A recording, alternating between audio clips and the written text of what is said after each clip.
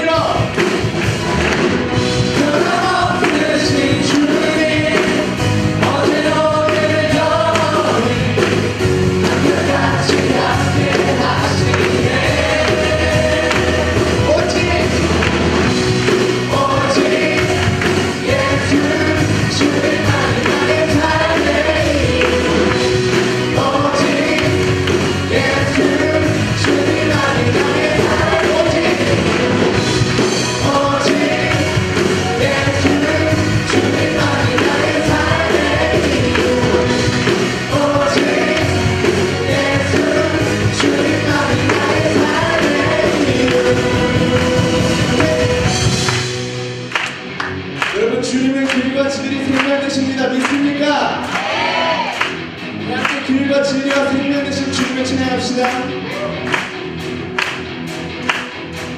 주님과 주님 생명 나는 오직 믿음으로 살리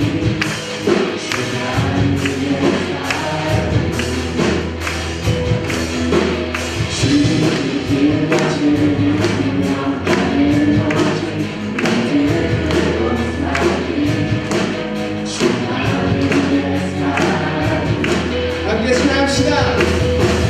주님과 진리 생명 나는 오직 믿음으로 살리 주님의 살리 한 번 더. 주님과 진리 생명 나는 오직 믿음으로 살리 주님의 살리 오직 예수 주님만 나의 삶에 오직 예수 주님만 나의 삶에 오직 예수 주님만 나의 삶에 오직 예수 주님만 나의 삶에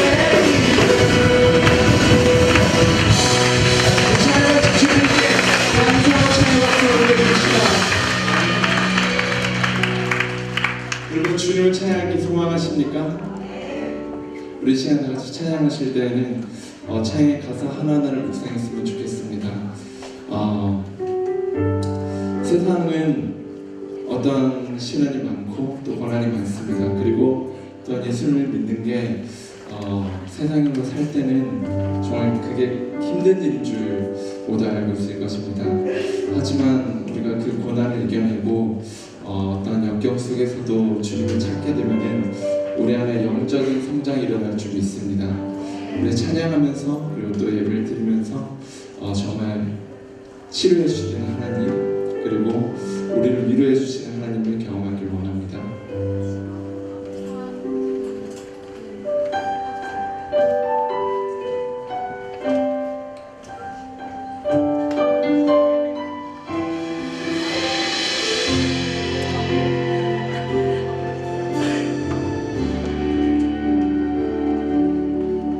이곳에 임하신 하나님 나라 가난한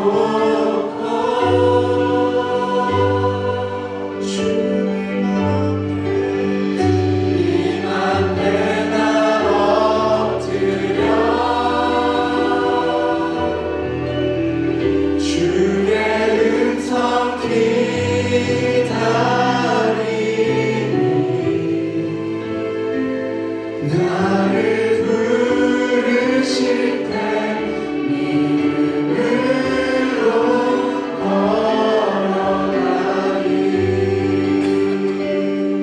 함께 고백합시다. 나의 주님께 찬양 드리며 주신 사랑 주님께 감사해.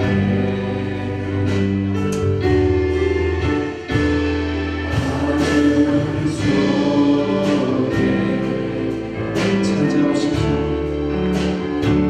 찾아오셔서 주님의 영광 주님의 영광 보게 하시네. 의심하는 의심하는 나를 손 내밀어 잡아주시네. 두려움만 내려놓고 주 바라봅니다.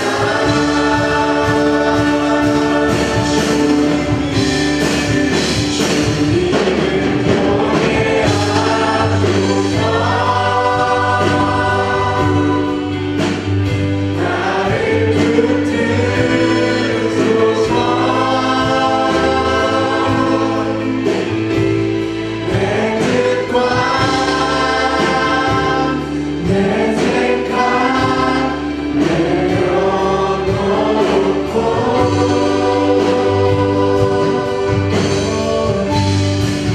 주님 앞에 엎드려 주의 음성 기다리니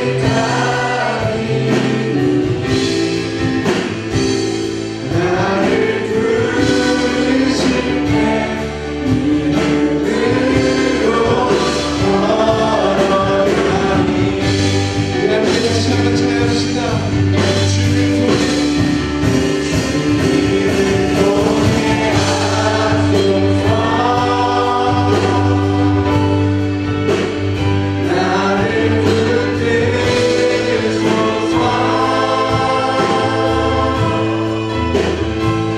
내 뜻과 내 생각 내려놓고 주님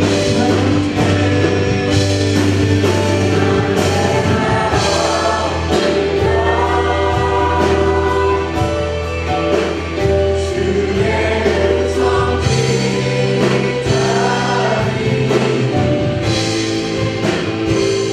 나를 부르실 때 믿음으로 걸어가니. 우리 함께 기도하기 원합니다. 사랑의 주님, 내가 내 뜻을 행하지 않겠습니다. 오직 주님의 뜻을 생각하며 주님을 쫓겠습니다. 내가 주님과 함께하기 원합니다. 주님, 내 뜻을 생각하지 않고 먼저 그 나라와 그 일을 구하기 원합니다.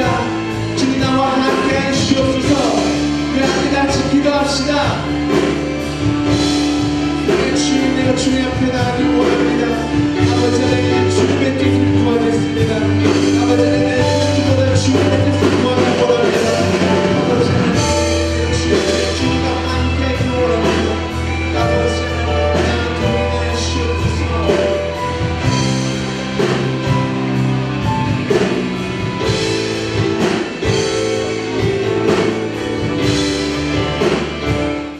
네, 오늘 하나님께서 우리에게 주신 말씀 같이 보기를 원합니다.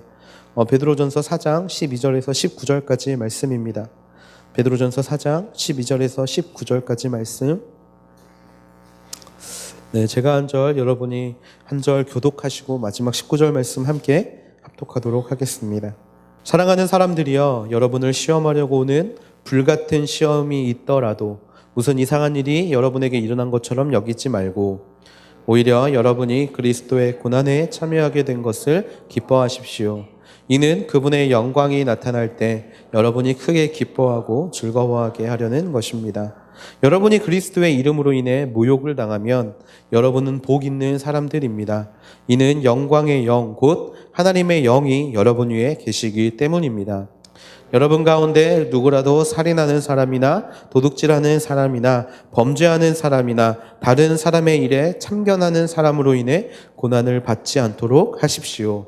그러나 여러분이 그리스도의 사람으로 고난을 받는다면 부끄러워하지 말고 도리어 그 이름으로 하나님께 영광을 돌리십시오. 이는 하나님의 집에서 심판을 시작할 때가 됐기 때문입니다. 만일 심판이 우리에게서 시작된다면 하나님의 복음에 순종하지 않는 사람들의 결국이 어떠하겠습니까? 또 의인이 겨우 구원을 받는다면 경건하지 못한 사람과 죄인은 어떻게 되겠습니까? 그러므로 하나님의 뜻을 따라 고난을 받는 사람들은 계속 선한 일을 행하는 가운데 자기의 영혼을 신실하신 창조주께 맡기십시오. 아멘. 네, 우리는 베드로전서를 통해 고난에 대한 말씀을 계속해서 묵상하고 있습니다. 지난주에 박대현 목사님이 오셔서 좀 다른 내용을 가지고 설교를 해주실까 봤더니 역시 고난에 대한 내용으로 설교를 해주셔서 정말 고난을 우리가 피할 수 없구나라는 것을 또 문득 깨닫는 시간이었는데요. 특별히 이 고난이라는 설교의 주제가 계속되고 있는 이 시점을 통하여서 우리의 자세와 마음이 이전과는 완전히 달라지게 되기를 주님의 이름으로 축원합니다. 그리고 고난을 우리가 새롭게 받아들임으로 인하여 그 안에 숨겨져 있는 하나님의 위로의 말씀을 가지고 오늘을 견디어 나갈 수 있는 여러분이 되기를 주님의 이름으로 진심으로 축복합니다. 네, 오늘 말씀을 통해 우리는 두 가지를 보기를 원하는데요. 첫 번째로 고난의 역할에 대해서 이야기를 하고 두 번째로 고난의 유익에 대해서 함께 나누어 보고자 합니다. 한마디로 이야기를 하면요, 오늘 이 시간이 고난에 대한 완전 정복의 시간입니다. 베드로전서가 이제 2주 뒤면 끝이 나는데요. 고난의 이야기는 오늘 이후로 더 이상 많이 나오지 않습니다. 한마디로 오늘 우리가 이제 완벽하게 마무리를 해야만 고난에 대한 새로운 개념을 정립할 수 있으니까요. 혹시 오늘 옆에서 졸고 있는 친구들이 있으면 야, 오늘만 들으면 된대. 기말고사 총정리하는 느낌으로 이 시간 좀 함께 말씀을 나누면 좋겠습니다. 먼저 고난의 역할에 대해서 함께 나누어 보기를 원하는데요. 고난의 역할의 첫 번째는요, 고난은 하나님께 나의 가치를 인정받게 하는 것입니다. 우리 함께 따라해 볼까요? 고난은 하나님께 나의 가치를 인정받게 한다. 고난은 하나님께 나의 가치를 인정받게 한다. 우리 12절 말씀을 좀 함께 읽어보겠습니다. 12절 말씀 시작. 사랑하는 사람들이여, 여러분을 시험하려고 오는 불같은 시험이 있더라도 무슨 이상한 일이 여러분에게 일어난 것처럼 여기지 말고. 아멘. 말씀은 여러분을 시험하려고 오는 불같은 시험이라는 그런 말씀을 전하고 있습니다. 우리가 이 구절에 좀 집중해 보기를 원하는데요. 사실 이 구절에 대한 말씀은 우리말 성경보다는 개역개정 성경이 좀 더 잘 와닿는 것 같아서 개역개정 성경의 이 부분을 제가 한번 읽어드리도록 하겠습니다. 개역개정 성경에서는 뭐라고 되어 있냐면 너희를 연단하려고 오는 불시험이라고 이야기를 하고 있습니다. 연단이라는 단어가 들어가죠. 여기서 연단이라고 쓰인 단어는 이 단어와 같은 어근을 가지고 있는 단어가 하나 있는데 그것은 바로 인정이라는 단어입니다. 인정. 한마디로 우리가 연단을 받는 이유는 무엇을 이루기 위해서다? 인정받기 위해서다.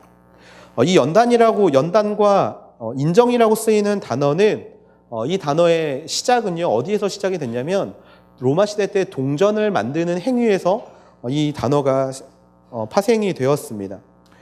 인정을 받기 위해서는 연단이 필요하다. 로마 시대의 화폐는요, 지폐가 아니라 동전이었죠. 여러분이 이제 가끔 그 로마 유물점 같은 거를 가보시면 황제의 얼굴이 그려져 있는 동전들을 보게 되시는데요. 이 동전을 만드는 과정이 오늘날처럼 주물에 그 주석을 부어서 만드는 것이 아니라 일일이 대장장이가 손으로 쳐서 만든 게 로마 시대의 주화였다라는 거예요. 이 과정이 약 10가지의 과정이 있었다라고 합니다. 깎고 다시 붓고 두들기고 찬물에 담그고 다시금 용광로에 집어넣고 하는 이런 과정들을 통해서 동전을 만들었다라고 해요. 그런데 이 과정의 맨 끝에는 어떤 과정이 있었냐면 감시관이 그 자리에 앉아서 마지막 동전이 나올 때 이 동전이 동전으로서 가치를 하는가, 그것을 마지막으로 확인하고 거기에 황제의 얼굴을 찍었다라고 합니다. 이 과정을 전부 거쳐야만 돈으로서의 가치가 되는 것, 이것이 바로 인정이라는 것이죠. 감독관이 보기에 동전이 깨끗하지 않다거나 동전으로서의 모양을 갖추지 않았다거나 또 불순물이 많이 들어있는 것 같았더라면 이 동전에는 황제의 얼굴을 찍을 수 없었다라는 겁니다. 깎이고 두들기고 불에 들어갔다 찬물에 들어갔다 하는 모든 과정을 거쳐야 온전한 모습이 이루어지고 그 온전한 모습을 이루어져야만 황제의 동전으로서 가치를 얻게 되는 이러한 과정을 겪었다라는 것이죠. 한마디로 고난이라는 것은요, 우리를 깎고 다듬고 또 불순물을 제거하는 과정입니다. 그리고 이것을 거쳐야만 우리는 무엇을 얻게 되냐면 하나님 앞에 나의 가치를 인정받게 된다라는 거예요. 내가 이만큼 깎이고 내가 이만큼 찬물에 들어가고 불에 들어가고 내가 이만큼 뜨거운 물 속에서 나의 불순물을 제거했다라는 것을 하나님께서 보시고 비로소 감시관이 황제의 인장을 찍는 것처럼 우리의 인생 가운데 하나님의 보증, 그것을 우리에게 허락하신다라는 것입니다. 그 기간을 무사히 그리고 제대로 넘길 때 하나님은요, 우리를 하나님의 계획하심 안으로 이끌어 오신다라는 것이죠. 그래서 고난의 역할 첫 번째는요, 하나님께 나의 가치를 인정받게 하는 것이라는 겁니다. 고난의 역할의 두 번째는요, 고난은 우리의 신앙을 점검하게 하는 것입니다. 같이 한번 따라해 볼까요? 고난은 우리의 신앙을 점검하게 한다. 고난은 우리의 신앙을 점검하게 한다. 고난이라는 것은 우리의 신앙을 점검하는 도구가 됩니다. 여러분들이 학교에서 중간고사와 기말고사를 보는 이유가 무엇일까요? 고등학교 때 이것들을 보는 이유가 요즘에는 내신 점수를 정하기 위해서 보는 어떤 의미로 많이 변경이 됐는데, 원래 시험을 보는 이유는요, 우리가 얼마나 우리가 배운 것을 알고 있는가를 테스트해보기 위함입니다. 중간기말고사를 봐야 우리가 어느 정도 알고 있는지 우리의 배움의 현 주소를 파악할 수 있기 때문에 우리는 중간고사와 기말고사를 보게 되는 것이죠. 평소에 우리가 아는 것처럼 여겨집니다. 시험 공부해보셔서 알잖아요. 이 부분은 왠지 내가 아는 것 같아. 그래서 넘어가고 하다 보면 시험 때 그 부분에서 틀리는 모습들을 발견하게 됩니다. 저는 학교 다닐 때 수능이 이제 수학이 80점 만점이었는데요. 수학을 40점을 맞았던 사람이었어요. 정말 이거에 너무 상처를 받아서 제가 정말 시중에 나와 있는 수학의 문제집을 전부 다 사서 풀었습니다. 그런데 이상하게 공식이 기억이 안 나요. 그러니까 이 정도 풀었으면 됐지. 기출문제만 풀다 보면 왠지 그냥 안 보고도 답을 찍어낼 수 있는 경지에 이르거든요. 그런데 다 안다라고 이게 넘어가는 시점에 꼭 시험을 보면 그 부분을 틀리는 것들을 경험하게 돼요. 내가 안다라고 생각했는데 알지를 못하는 거예요. 내가 시험 문제를 많이 풀었다라고 생각하고 이것들에 대해서 확실한 답을 알고 있다라고 생각하지만 그것들을 모른다라는 겁니다. 그런데 그것이 언제 발견이 됩니까? 시험 때 발견이 된다라는 거예요. 평소에 문제를 풀 때 그것이 발견이 됐다라면 그 문제를 틀리지 않을 거예요. 하지만 시험이라는 정말 긴급한 상황이 우리 눈앞에 펼쳐져 있을 때에 비로소 우리의 진면목, 진짜 실력이 드러날 수밖에 없다라는 겁니다. 고난이 그렇습니다. 하나님이 나를 점검하게 하시는 고난, 하나님이 우리의 신앙이 어디쯤 와 있는지를 확인하게 하시는 고난, 바로 그 고난이 우리에게 주어진 우리의 신앙을 점검하게 하는 도구라는 거예요. 그래서 고난에는 난이도가 있습니다. 우리가 수능 시험 문제를 보면 2점짜리가 있고 1점짜리가 있고 4점짜리가 있는 것처럼 마찬가지로 하나님의 고난에도요, 1점짜리가 있고 4점짜리가 있어요. 작은 고난이 닥칠 때가 있고 큰 고난이 닥칠 때가 있습니다. 그 순간, 그런데 하나님이 원하시는 대답은 한결같아요. 무엇이냐면 그 대답이 14절 말씀에 있습니다. 우리 14절 말씀 같이 한번 읽어보기를 원합니다. 14절 말씀 같이 한번 읽어볼게요. 시작. 여러분이 그리스도의 이름으로 인해 모욕을 당하면 여러분은 복 있는 사람들입니다. 이는 영광의 영, 곧 하나님의 영이 여러분 위에 계시기 때문입니다. 아멘. 하나님이 그 고난을 통해 우리에게 원하시는 대답은 무엇이냐면요, 그리스도의 이름으로 내가 모욕당할 준비가 되어 있습니다라는 대답이라는 거예요. 하나님은 우리 모두에게 고난을 허락하셨는데 바로 우리의 신앙을 점검하게 하기 위해서. 특별히 모든 신앙의 중심에 하나님 때문에 내가 고난당할 수 있는가? 주님, 내가 기꺼이 고난을 당하겠습니다라는 대답을 하나님은 듣고 싶어 하신다라는 겁니다. 이 대답이 가능한가에 따라서 우리는 현재의 상태를 알 수 있는 겁니다. 머리로는 다 알아요. 여러분에게 제가 여러분은 구원받았음을 믿습니까? 라고 물어보면 여러분은 한결같이 네, 제가 구원받았음을 믿습니다라고 대답을 할 겁니다. 그런데 구원받은 자로서의 삶이 우리 가운데 있느냐라고 물어봤을 때 그렇게 말하면 구원 안 받은 것 같은데요? 라고 우리 태세 전환을 할 때가 굉장히 많죠. 우리가 평소에 많이 하는 심리 테스트가 있습니다. 지금 집에 불이 났다라고 가정을 하고 여러분들은 무엇을 가지고 나올 겁니까? 라고 물어보면 여러분은 어떻게 대답하시겠습니까? 우리가 지금 불이 났다? 그래, 불이 났어. 뭐를 가지고 오지? 저한테 물어보면 저는 불이 나면 불이 나게 저희 아내를 깨우고 아기들을 깨워가지고 밖으로 뛰어나올 거다라고 이야기를 할 것 같아요. 근데 막상 진짜 불이 나면요, 어떻게 될지 아무도 몰라요. 여러분들이 진짜 집에 불이 났을 때 여러분이 무엇을 들고 나오는지를 알려면 여러분이 그 상황에 처해보면 알게 됩니다. 생각은 백날 필요 없어요. 무인도 갈 때 꼭 가지고 가야 될 것. 이런 거 백날 물어봐봤자 정작 무인도에 빠지게 될 때 내가 무엇을 가져갈까를 결정하는 건 그 상황에 처할 때 비로소 우리가 알 수 있게 된다는 겁니다. 나도 모르게 들고 나오는 게 생길 거예요. 그게 여러분이 가장 중요하게 여기는 것이라는 겁니다. 평소의 생각은 이럴 때 이렇게 해야지, 저럴 때 저렇게 해야지라고 이야기를 할지 모르겠지만 그게 닥쳤을 때 내가 어떻게 하는가, 바로 그것을 하나님은 보기를 원하신다라는 거예요. 이것을 알 수 있게 하는 게 바로 난이도의 최상의 난이도 중에 하나인 불시험이라는 겁니다. 아까 우리가 읽었던 12절 말씀에 보면요, 여러분을 시험하려고 오는 불같은 시험이 있더라도 라고 이야기를 해요. 불시험은요, 그냥 우리가 상상하고 있는 그 어떤 시험이 아닙니다. 우리 삶 가운데 분명히 일어나게 될 난이도 최상의 시험이라는 거예요. 그런데 그 시험은요, 여러분, 분명히 다가옵니다. 분명히 찾아와요. 하나님이 여러분의 정말 작은 것에 순종, 기뻐 받으십니다. 리더십이 콜링이 올 때, 또는 오디오 같은 행사가 있을 때, 섬길 수 있는 자리가 있을 때 여러분이 기꺼이 섬김에 동참하고 참여하는 것들, 난이도 1의 제목들, 여러분들 이런 것들에 동참하는 거 하나님이 기쁘게 받으시고 또 하나님이 즐거워하세요. 그런데 난이도가 4로 올라갑니다. 갑자기 난이도가 4로 올라가요. 정말 여러분이 목숨을 담보로 하고 있는 순간에 하나님께서 여러분에게 너 나를 믿니? 너 나를 위해 죽을 수 있니? 라고 이야기를 할 때 여러분 과연 어떻게 반응하시겠습니까? 이것을 알아보기 위한 시험이 바로 불시험이라는 겁니다. 여러분, 급할 때 달라지는 거는요, 내가 진짜 믿는 게 아니에요. 정말 나의 목숨을 담보로 하고 있을 때 과연 내가 무슨 말을 하는가가 내 진짜 신앙이라는 겁니다. 미국 콜로라도 덴버시에 있는 콜럼바인 고등학교라는 데가 있다라고 해요. 1999년 4월 20일에 그 고등학교에 다니던 에릭 해리스와 딜런 클리볼드라는 이름을 가진 두 남학생이 마피아가 있는 코트를 입고 학교를 찾아왔습니다. 같은 반 친구들이 그 친구들을 보고 웃어요. 그랬더니 이 친구들이 뭐를 하냐면 코트 안에 있는 총기를 꺼내가지고 자기 동기들을 죽이기 시작합니다. 총알을 900발 정도 쓰고 14명의 학생과 교사 1명을 죽이게 돼요. 그 반에 있는 사람들을 전부 다 죽이게 됩니다. 그런데 여기에 그 비하인드 스토리가 하나 있는 거 혹시 알고 계십니까? 그들이 먼저 범행을 저지른 곳이 그들의 교실이었는데 얘네들이 여기에서 범행을 끝낸 게 아니라 그 근처에 있는 도서관으로 갔어요. 근데 그 도서관에 누가 있었냐면 신앙 서적을 가지고 그 교제를 하고 있던 친구들이 있었던 거예요. 이제 총을 숨기고 이제 그 친구들한테 가서 이렇게 물어요. 너 하나님 믿어?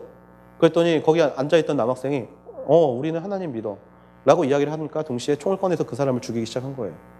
같이 앉아있는 여러 사람이 있었는데 지금부터 내가 물어볼 거야. 너 하나님 믿어? 아니라고 대답해. 그러면 내가 너희들 살려줄게 라고 이야기를 하면서 총을 쏘기 시작해요. 그때 나타나는 모습들이 뭐였냐면 다 하나님을 부인하기 시작합니다. 나 하나님 안 믿어. 하나님 믿지 않아. 그런데 그렇게 끝나면 참 마음이 아플 텐데 제 마지막으로 한 여자아이의 차이가 왔어요. 캐시 버넬이라는 친구였는데 이 친구에게도 똑같이 총을 등에 대고 이렇게 물어보는 거예요. 너 하나님 믿어? 그랬더니 이 친구의 입에서 정말 생각지도 못하는 대답이 흘러나오는 겁니다. 나 하나님 믿어.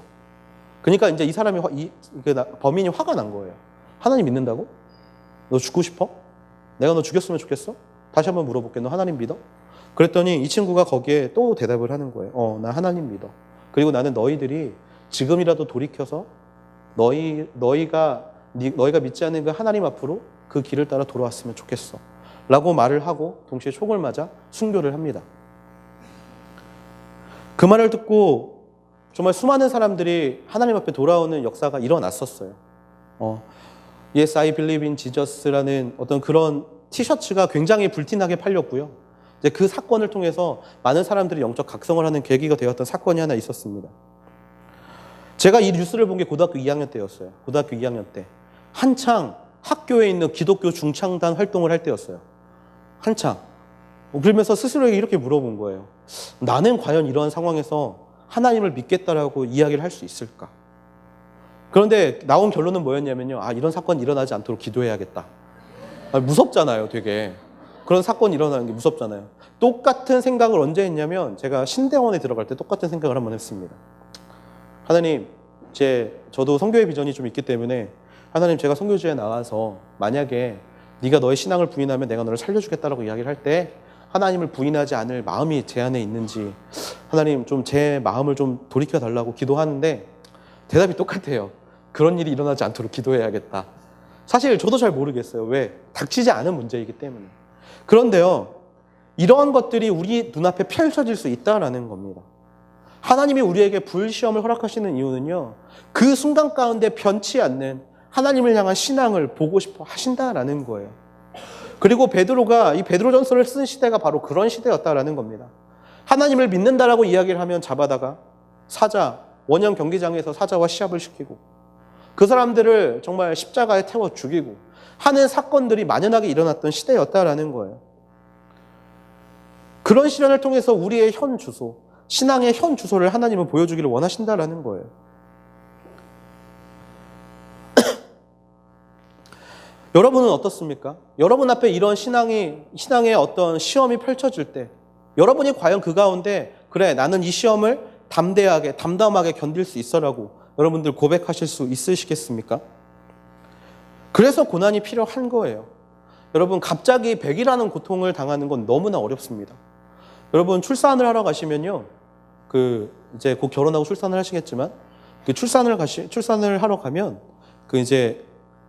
여자 배에 고통을 측정하는 측정기를 붙여요. 그러면 이게 진통이 처음부터 끝까지 계속 막 100으로 오는 게 아니고요. 처음에는 10으로 시작했다가, 심장 뛰는 것처럼 10으로 시작했다가 0으로 갔다가, 20으로 시작했다가 0으로 갔다가, 이렇게 계속 반복이 됩니다. 근데 그게 이제 100을 찍을 때가 있죠. 근데 사실 처음 이 100을 찍을 때가 아프기보다 제가 와이프한테 물어봤는데 한 70 정도 찍을 때가 아프다라고 해요. 그런데 이게 고통이 점점 세지다 보면 어느 정도 고통에 면역이 생긴다라고 합니다. 하나님이 우리의 인생 가운데 작은 고난, 큰 고난을 계속해서 허락하시는 이유도 이와 비슷한 것 같아요. 작은 고난에서부터 우리가 작은 순간에서부터 하나님을 고백할 수 있는 신앙을 키우다 보면 그렇게 우리의 고난을 통한 하나님을 향한 신앙의 현주소를 우리가 세워가다 보면 언젠가 하나님이 100이라는 고난을 우리 가운데 허락하셨을 때 우리는 하나님을 찾을 수 있게 된다라는 것입니다. 그래서 고난은 필요합니다. 그래서 여러분들은 반드시 고난을 받으셔야 합니다. 그래서 하나님과 더욱더 가까워져 가는 과정이 우리에게는 필요하다라는 거예요. 고난은 우리에게 분명히 유익이 됩니다. 부르신 곳에서 언제든지 예배할 수 있는가? 그 부르신 곳이 여러분의 생명을 담보하는 곳이라 할지라도 여러분은 예배할 수 있는가? 또 여러분을 세우신 곳에서 여러분을 찬양할 수 있는가? 그 자리가 정말 강남 땅 한복판, 명동 땅 한복판, 소위 우리가 말하는 정말 쪽팔려 죽을 것 같은 그런 땅에서 하나님이 우리를 세우시고 찬양하라고 이야기를 할 때 어떻게 보면 그게 고난이잖아요. 그죠? 안 하면 안 되나? 정말 쪽팔려 죽겠는데. 이게 또 고난이 돼요. 그럴 때 여러분은 그곳 가운데 찬양할 수 있는가? 우리는 끊임없이 생각해보고 고민해보아야 한다라는 겁니다. 이것이 하나님이 고난을 통해 일하시는 두 번째 방법이라는 것이죠. 갈라디아서 2장 20절에 보면 이런 이야기가 있습니다. 20절 말씀 같이 한번 읽어볼게요. 시작. 나는 그리스도와 함께 십자가에 못 박혔습니다. 그러므로 이제 더 이상 내가 사는 것이 아니라 내 안에 그리스도께서 사시는 것입니다. 지금 내가 육체 안에 사는 것은 나를 사랑하셔서 나를 위해 자신의 몸을 내주신 하나님의 아들을 믿는 믿음으로 사는 것입니다. 아멘. 지금 내가 사는 것은 하나님의 아들을 믿는 믿음으로 사는 것인데, 그 하나님 아들을 믿는 믿음은요, 나를 위해 자신의 몸을 기꺼이 버리신 그런 분의 믿음입니다. 그렇다면 고통 앞에서도 우리도 끊임없이 우리의 몸을 하나님 앞에 드려야 한다라는 것이죠. 내가 그리스도와 함께 십자가에 못 박혔다라는 것은요, 내가 죽었다라는 겁니다. 죽은 사람은요, 찍소리도 낼 수 없어요. 소리가 난다라는 것은요, 내가 온전히 죽지 못했다라는 겁니다. 고난에 대처하는 우리의 자세는요, 온전히 죽어야 한다라는 거예요. 나의 생각들, 나의 마음에 있는 나의 가치관들 모두 죽이고 하나님이 세우신 것들을 쫓아갈 때 비로소 고난은 우리에게 하나님이 주신 도구요, 하나님이 주신 역할이 될 줄로 믿습니다. 그렇다면 이렇게 고난의 역할을 통해 우리에게 주시는 유익이 반드시 있습니다. 하나님은요, 항상 우리에게 요구하시는 것과 동시에 우리에게 축복을 내려주시는 분이에요. 특별히 이 고난도 마찬가지로 하나님이 우리에게 유익을 주시는 것입니다. 그 유익에 대해서 우리가 세 가지만 같이 보기를 원하는데요. 첫 번째로 16절 말씀 같이 한번 보겠습니다. 16절 말씀 시작. 그러나 여러분이 그리스도의 사람으로 고난을 받는다면 부끄러워하지 말고 도리어 그 이름으로 하나님께 영광을 돌리십시오. 아멘. 고난의 유익 첫 번째는 무엇이냐면 하나님께 영광을 올려드릴 수 있는 기회라는 거예요. 기회. 고난은 곧 기회이다. 우리의 존재의 목적이 무엇입니까? 교회에서 물어보면 자연스럽게 여러분들은 아무렇지도 않게 이렇게 이야기할 거예요. 우리의 존재의 목적은요, 하나님을 영광스럽게 하고 그분의 이름을 영화롭게 찬양하기 위함입니다 라고 말하면서 스스로 그래 잘 배웠어 라고 여러분들은 생각할지도 모르겠습니다. 그런데 어떻게 하나님을 영광스럽게 할 겁니까? 어떻게? 예배드리면 하나님이 영광을 받으실죠? 또 어떻게 하나님을 영광스럽게 하시겠습니까? 말씀은요, 뭐라고 이야기를 하냐면 고난을 통해 하나님을 영광스럽게 할 수 있다라는 거예요. 특별히 그냥 고난이 아니라 고난을 견디며 하나님께 소망을 두고 사는 자세를 통해서 하나님께 영광을 올려드릴 수 있다라는 겁니다. 여러분, 우리가 고난을 잘 이겼더니 하나님이 내게 복에 복을 더하셔서 내가 범사에 잘 되고 강건한 인생을 살아가고 있다, 이렇게 흘러가는 건 진정한 의미의 고난에 대한 축복이 아니에요, 여러분. 그건 그냥 기복신앙이죠. 그건 진정한 축복이 아닙니다. 고난을 통해서 우리가 얻을 수 있는 것은 무엇이냐면요, 우리가 고난을 통해 세상과 다르다는 것을 보여주어야 한다라는 거예요. 세상과 다르다. 여러분, 세상 사람들도요, 잠시의 고난이 지나가서 물질의 축복을 얻는다라면 누구나 그것을 할 수 있습니다. 하지만요, 믿는 사람이라면 적어도 그 이면에 있는 복을 바라기 이전에 우리가 그들과 다르다는 것을 고난을 통해 보여줄 때 하나님이 비로소 그것을 통해 영광을 받으신다라는 거예요. 우리는요, 세상의 권세 잡은 자, 그들과 반대되는 입장에 서 있는 사람들입니다. 여러분, 우리가 살고 있는 이 세상은요, 한시적으로 하나님께서 사단에게 그 권세를 준 세상이에요. 그렇기 때문에 하나님을 믿는 사람이라면요, 당연히 사단이 권세를 잡고 있는 이 세상과 다르게 갈 수밖에 없다라는 겁니다. 세상이 돈을 향해 달려가면요, 하나님을 믿는 자는 돈이 아닌 것을 향해 달려갈 수밖에 없는 거고요. 세상이 명예를 쫓아가고 있을 때 하나님을 믿는 백성이라면 명예가 아닌 하나님의 영광을 위하여 달려갈 수밖에 없다라는 거예요. 그러니까 고난은 당연히 찾아올 수밖에 없습니다. 그렇기 때문에 하나님께 영광이 되려면요, 고난을 당연한 것으로 받아들이고 그 고난 가운데 거하시는 하나님을 어떻게 세상 가운데 전하는가를 끊임없이 고민해야 된다는 거예요. 베드로전서 4장에 그런 말씀이 있지 않습니까? 우리에게 소망의 이유를 묻는 자들에게 대답할 것을 항상 준비하되, 우리가 고난을 당하고 있는 순간에도 기뻐하면 세상은 우리에게 물어본다라는 거예요. 너는 왜 기뻐해? 너 힘들지 않아? 야, 이런 상황에서 어떻게 그렇게 실실 쪼갤 수 있어? 라고 이야기를 할 때 나는 하나님이 함께 하시기 때문에 지금의 이 상황은 나에게 고난이나 어려움이 아니야 라고 말할 수 있는 기회가 우리 앞에 주어진다라는 거예요. 지난주에도 말씀을 드렸지만 아내가 아프다는 이야기를 의사한테 들었어요. 근데 의사가 저를 불러놓고 5분 동안 말을 안 하는 거예요. 왜냐하면 처음에는 암이라고 간 게 아니었어요. 그냥 자궁에 좀 문제가 있어서 좀 큰 병원으로 가라라고 이야기를 해서 간 거였는데 갑자기 의사가 저를 부르더니 우물쭈물 말을 못하는 거예요. 그러면서 이렇게 이야기하는 거예요. 마음의 준비가 됐냐고. 아니 뭐 자궁이 좀 안 좋다면서 무슨 마음을 준비를 하라고 그러시냐. 그랬더니 조직검사 결과가 나왔는데 아니다. 라고 이야기를 하는 거예요. 근데 제가 그때 웃었어요. 이렇게 막 이렇게 실실 이렇게 웃은 게 아니고 그냥 이렇게 미소를 지은 것 같아요. 그랬더니 이제 그 의사가 이제 저한테 그런 이야기를 하더라고요. 아니, 이렇게 이야기를 하면 보통 사람들은 치료 방법이 뭐냐, 어떻게 해야 되냐, 이런 거를 물어보는데 왜 너는 아무것도 안 물어보고 그냥 웃고만 있냐, 너 좀 이상하냐, 뭐 이렇게 이야기를 하더라고요. 근데 이제 제가 이제 그 자리에서 이제 그런 이야기를 했죠. 아, 선생님, 저는 지금 교회에서 목사입니다. 저는 하늘 소망을 품고 있는 사람이고, 그렇기 때문에 아내가 어떤 상황에 처해 있건 간에 하나님께서 그 길을 선하게 인도하실 줄로 믿습니다. 그러니까 뭐 제가 지금 여기에서 어떻게 치료해야 되냐, 뭐 어떻게 해야 되냐 이렇게 발버둥 치는 것보다 하나님이 이끄심대로 선하게 흘러가는 것을 기대하고 기도하는 마음으로 있다 보니까 저도 모르게 그냥 웃음이 나왔던 것 같습니다. 선생님 믿으니까 좀 잘 치료해 주세요 라고 이야기를 하고 돌아온 기억이 있어요. 근데 그렇게 이야기를 해도 그 의사가 나를 좀 이상하게 쳐다보는 건 달라지지 않는 것 같더라고요. 근데 여러분, 이런 상황들이요, 우리 주변에 너무나 곳곳에서 일어나고 있다는 거예요. 여러분, 회사를 다니면요, 이상한 상사를 만날 확률은요 99%입니다. 상사는 정말 상사가 내 마음에 만족될 확률은 1%가 되지 않아요.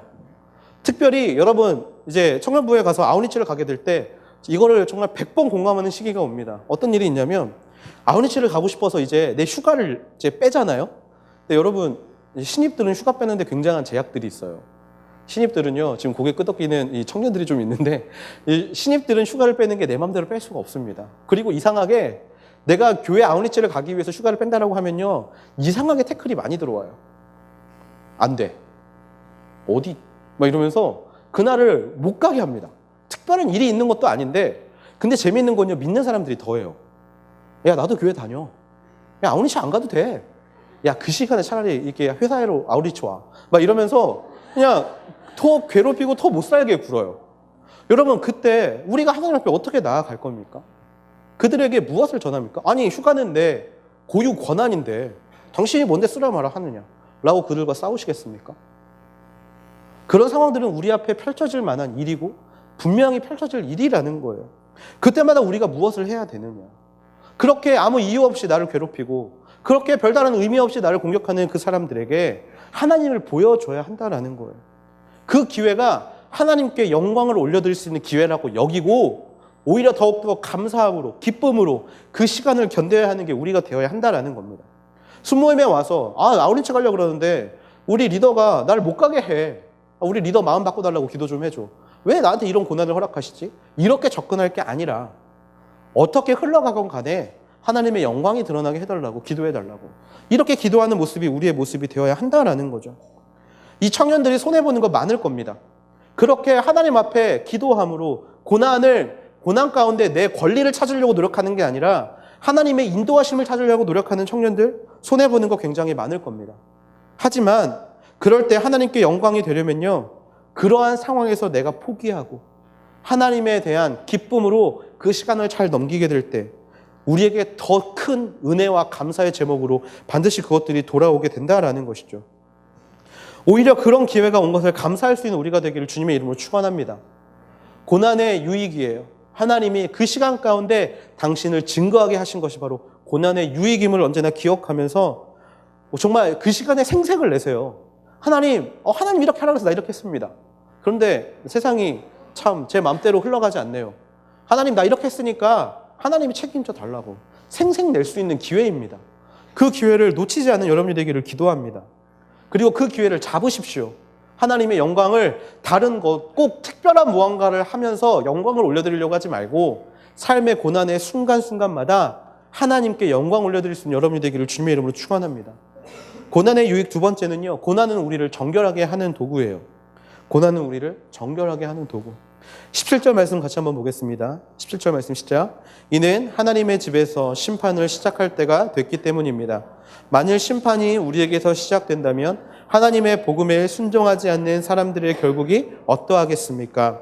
하나님의 심판의 때 우리가 하나님 편에 설 수 있으려면 우리에겐 조건이 있어요. 뭐냐면 우리가 거룩하고 정결한 사람이 되어야 한다라는 조건입니다. 고난은요, 우리를 정결하게 합니다. 앞에서 고난은 연단의 과정이라고 말씀을 드렸어요. 연단은 무엇을 의미하죠? 훈련의 의미도 되지만 우리를 정금과 같이 만드는 과정이 바로 연단의 과정입니다. 정금이 되려면 끊임없이 뜨거운 불에 우리를 던져야 돼요. 뜨거운 불에 이제 광물을 넣으면요, 그 불순물들이 위로 뜹니다. 그러면 그것들을 떠서 밖으로 내보내고, 이 과정을 계속해야 금도 비로소 순금이 되는 거예요. 마찬가지로 그런 용광로의 시간이 없다면요, 우리는 우리가 얼마나 정결하고 순결한지 알지 못합니다. 그냥 믿음이 머리에만 머물고 가슴으로 내려오지 않는다라는 거예요. 고난이 의미가 될 때는 비로소 그 고난이 우리 가슴에 사무칠 때, 우리가 비로소 그것을 경험할 때 바로 우리가 그것들을 깨닫게 되는 것이거든요. 그래서 고난은 우리를 정결하게 합니다. 하나님의 사람으로서 내가 얼마나 정결한지, 내가 얼마나 그 순수함에 매몰되어 있는지 알게 하는 것이 바로 고난이라는 것이에요. 고린도후서 7장 10절에서 11절 말씀이 있는데요. 하나님의 뜻대로 하는 근심은 구원에 이르는 회개를 가져오므로 후회할 것이 없습니다. 그러나 세상 근심은 죽음을 가져옵니다. 보십시오. 하나님의 뜻대로 하는 이 근심이 여러분에게 얼마나 간절함을 불러일으키며 변호함과 의분과 두려움과 사모함과 열심과 응집의 마음을 불러일으키겠습니까? 여러분은 모든 일에 여러분 자신의 깨끗함을 보여주었습니다. 그 삼일교회라는 교회가 있는데 그 교회 담임 목사님이 이런 이야기를 하시더라고요. 인생이라는 것을 한 단어로 표현을 해보면 전전긍긍이다. 전전긍긍. 전전긍긍의 뜻이 무엇이냐면 매우 두려워하여 벌벌 떨며 조심하는 게 인생이다 라고 이야기를 하시더라고요. 우리의 인생이 어떻습니까? 고린도후서 말씀처럼 간절함, 또 변호함, 의분과 두려움, 이것으로 가득한 것이 사실 우리의 인생이라는 거예요. 그럴 때 우리는 우리의 인생을 두려워서 벌벌 떨며 살아갈 수밖에 없다라는 겁니다. 혹시 뭐가 잘못되지 않을까? 혹시 내가 선택한 것이 좀 잘못된 방향으로 흘러가지 않을까? 우리는 우리의 마음 안에 두려움을 가지고 살아갈 수밖에 없어요. 하지만요, 그런 근심이 아니라 하나님의 뜻대로 하는 근심, 고난 가운데 하나님이 주시는 말씀을 통한 근심이라면 아무것도 두려워할 것이 없다라는 겁니다. 우리의 인생을 전전긍긍하며 살 필요가 없다라는 거예요. 우리가 잘못된 것을 흘러갈까 고민할 필요가 전혀 없다라는 것입니다. 우리는요, 어떻게 살면 돼요? 고난을 통해 우리의 깨끗함을 보여주기만 하면 되는 거예요. 두려움이 아니라 깨끗함을 보여주는 마음. 바로 그런 마음이 우리 가운데 있어야 한다라는 겁니다. 30, 40대 남자들한테 하는 이야기가 있어요. 시간 남고 돈 남으면 남자들은 죄 짓는다. 사실 뭐 틀린 말은 아닌 것 같아요. 틀린 말은 아닌 것 같아요. 저도 약간 시간 나고 시간이 좀 남으면, 돈이 남진 않으니까 시간이 남으면 저도 이렇게 막 제 어떤 즐거움을 쫓아갈 때가 굉장히 많은 모습들을 발견하게 돼요. 그런데요, 여러분, 고난이 가득한 인생은요, 시간이 남아도 즐거움을 쫓아갈 수 없습니다. 고난이 가득한 인생은요, 오히려 나를 거룩하게 하는 거예요. 그런 즐거움과 단절시키고 그 순간에 하나님을 찾게 하는 거예요. 그러다 보니까 오히려 그 시간이 은혜의 시간이 될 때가 있고 우리를 자기를 정결하게 하시는 그 하나님을 바라볼 수 있는 시간이 된다라는 겁니다.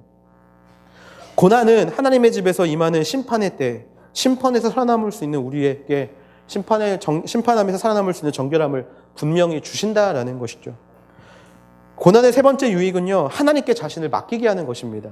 우리 19절 말씀 같이 한번 볼게요. 19절 말씀 시작. 그러므로 하나님의 뜻을 따라 고난을 받는 사람들은 계속 선한 일을 행하는 가운데 자기의 영혼을 신실하신 창조주께 맡기십시오. 아이가 아프거나 다칠 때 찾는 사람은 엄마입니다. 엄마. 아프면 무조건 엄마 찾아요. 아빠가 아무리 잘해줘도 아이가 아프면 엄마를 찾습니다. 엄마가 자신을 가장 잘 돌봐줄 것을 알기 때문에, 아픔을 어루만져 줄 것을 알기 때문에. 마찬가지로 우리가 고난이라는 어려움 가운데 있을 때 우리는 누구를 찾아야 합니까? 하나님을 찾아야 한다라는 거예요. 고난이라는 거는요, 접착제 같은 거예요. 하나님과 나 사이를 더욱더 잘 붙게 하는 접착제. 저는 이게 리더십들한테 웃으면서 그런 이야기를 해요. 나는 너희들이 항상 고난 가운데 있었으면 좋겠어. 난 너희들이 행복하지 않았으면 좋겠어. 라고 이야기를 합니다. 뭐 제가 변태라서 그런 건 아니고요. 그냥 힘들면 하나님을 찾으니까. 인생이 편하고 오르막길 없이 항상 평평한 인생을 찾으면 하나님을 잘 안 찾는데, 삶이 어렵고 기도해야 될 제목들이 생기면 하나님을 찾게 되니까. 감기라도 걸리면 하나님 앞에 빨리 낫게 해달라고 기도라도 하니까. 저는 여러분들이 행복하지 않았으면 좋겠어요. 여러분들이 매일 고난을 경험했으면 좋겠어요. 네. 일이 잘 풀리면 우리는 하나님을 찾지 않아요. 그냥 교만해져서 그냥 내가 잘 먹고 잘 사는데, 하나님 없어도 이렇게 잘 사는데 내가 왜 귀찮게 하나님 앞에 달려가야 돼? 라는 것이 우리의 모습입니다. 아무 문제가 없을 때 우리는 하나님을 찾을 만한 사람이 아니에요. 여러분 그렇게 스스로를 거룩하게 판단하지 마세요. 우리는 악해요. 우리는 그런 순간에 절대 하나님을 찾을 사람들이 아닙니다. 힘들어야 비로소 하나님을 찾는다라는 거예요.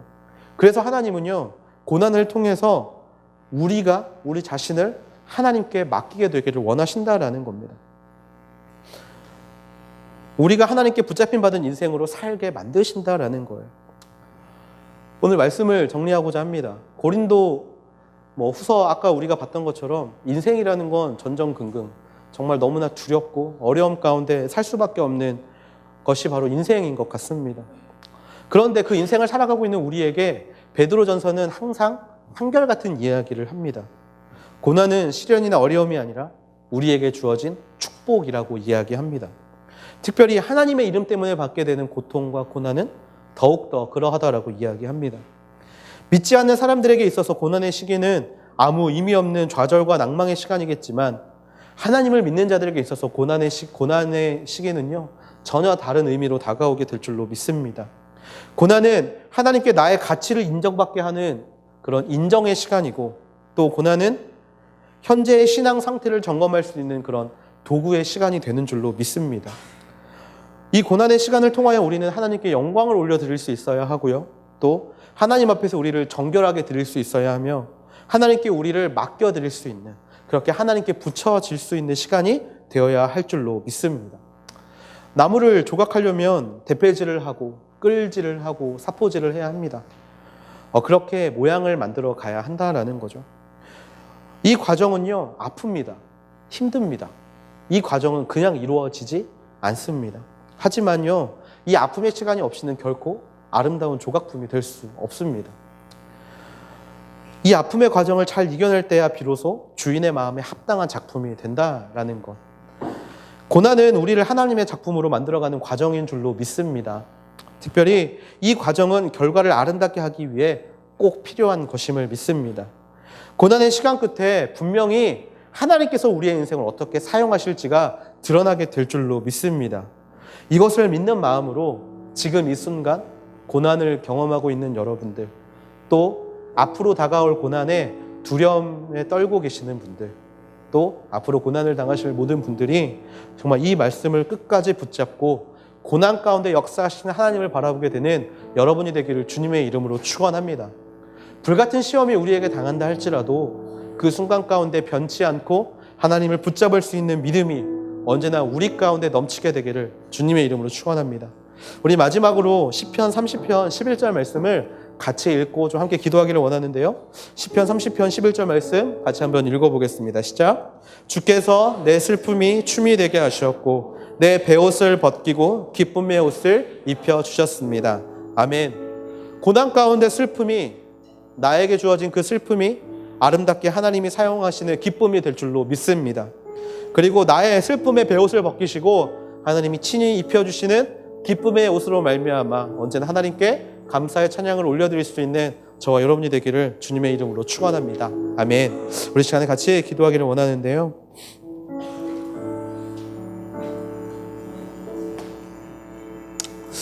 우리 시간에 같이 기도하기를 원합니다. 하나님, 이 고난은 받아들이는 자의 마음에 따라 이 고난이 아픔이 되기도 하고 기쁨이 되는 줄로 믿습니다. 아버지 하나님, 지금까지 이 고난에 대처하고 있는 나의 모습은 어떤 모습이었는지요. 아버지, 내게 주어진 이 상황이 아무것 정말 하나도 즐겁지 않고 하나님은 왜 잘 믿는 나에게 이런 고난을 허락하시는가 라며 하나님 앞에 불평하고 있는 것이 우리의 모습이 되지는 않았는지요. 아버지 하나님이시여, 우리에게 허락하신 이 고난은 하나님의 축복의 통로임을 믿습니다.